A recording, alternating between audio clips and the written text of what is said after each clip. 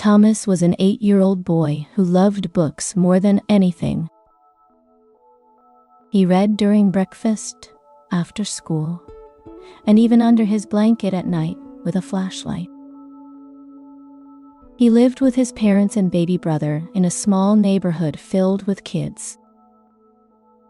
One day, during reading time at school, Thomas noticed something. Some of his classmates just sat quietly. They didn't bring books from home. They looked at the same school books again and again. "Don't you have books at home?" he asked a boy named Gary. Gary shook his head. "No, we can't buy new ones often." Thomas felt a little ache in his heart. That evening, he spoke to his mom while drying dishes.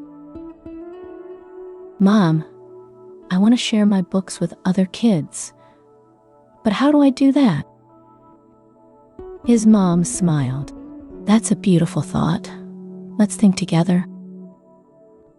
They sat down and made a plan. The next weekend, Thomas and his dad took an old fruit cart and cleaned it up.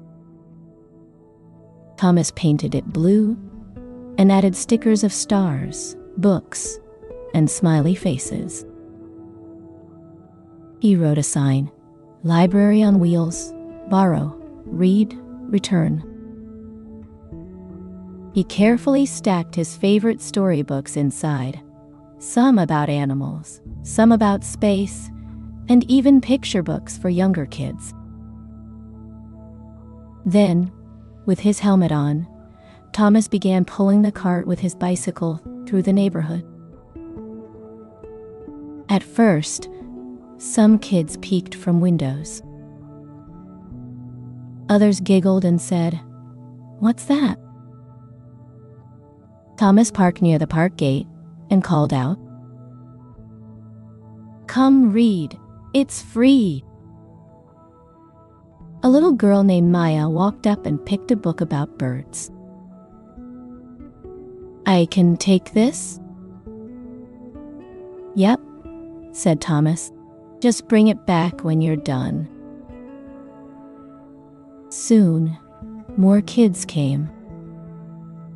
Some sat on the grass to read.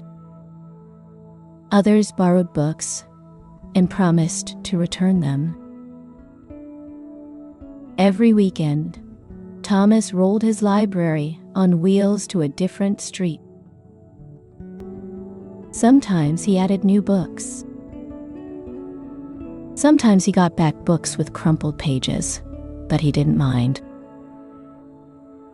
One day, a parent walked over and said,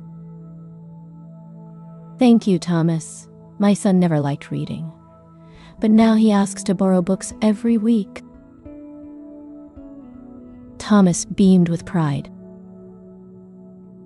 After a few months, even the local newspaper came to take a photo. They called him the young reader, spreading joy. But for Thomas, the best part wasn't the praise. It was watching kids open a book, smile, and get lost in a story, just like he always had.